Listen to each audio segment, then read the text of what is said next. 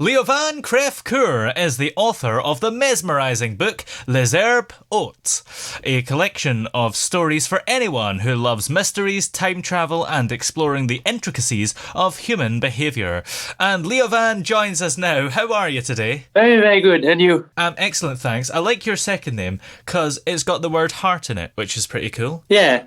It's actually it's a problem I had a long time ago with my ancestor when they misspelled my name. That's why, contrary to most people, I don't have a V, but a F. Interesting.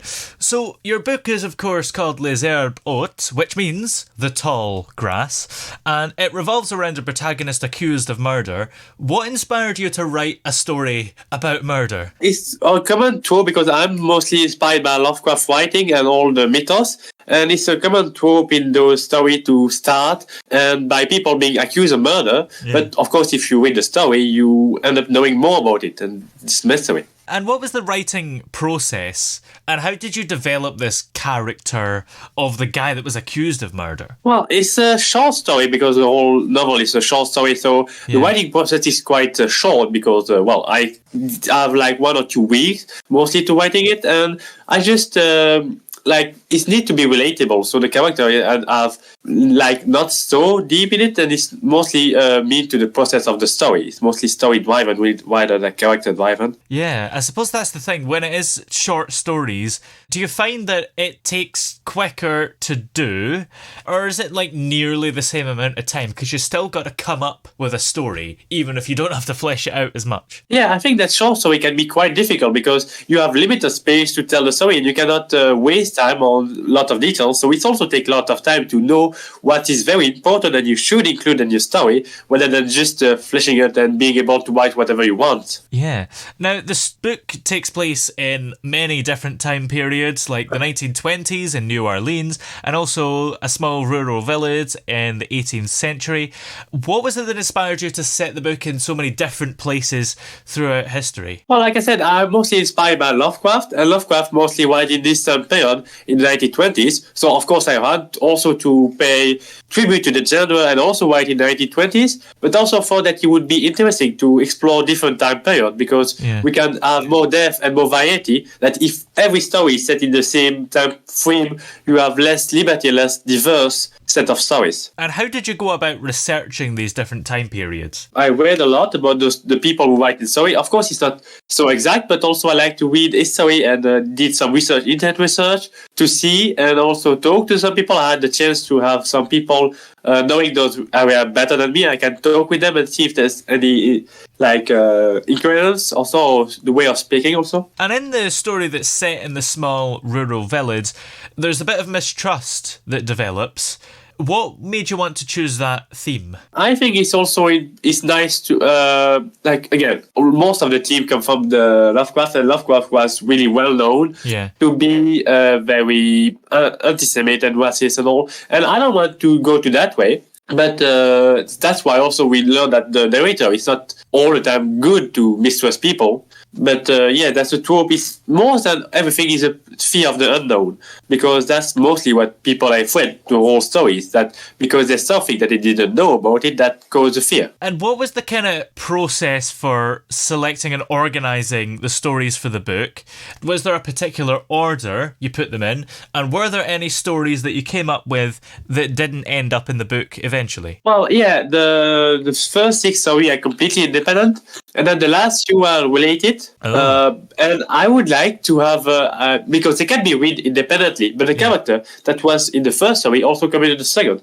And at first I had the first story, but I didn't really like the way it ended. And I thought that it would be confusing to have this ending like that. So I prefer to have a more close ending on the second story that I didn't think. Yeah. Perhaps one day I would finish writing a story, come with 1 or 2 to properly finish it and then publish it again. Yeah. If I'm lucky to have that. So is it just the last 2 that are linked to each other, or do the last 2 link to the first 6 as well to kind of give you that rewarding thing of it was worth reading them all because they all link up? Yeah, no, I prefer to, since also I write it long in time and publish them also sometime before on Reddit or on YouTube, and I was like to prefer to have like independently because it's also easy easier. I realize that while doing a big story with many follow-up, it can be difficult to really wrap it up and have coherence. As with independent story, it gives you more liberty to the character. That can be, Yeah. And we've got to talk about the time travel story in this as well. What inspired you to write about time travel? Because it's something that generally fascinates us all, doesn't it? Yeah, sure.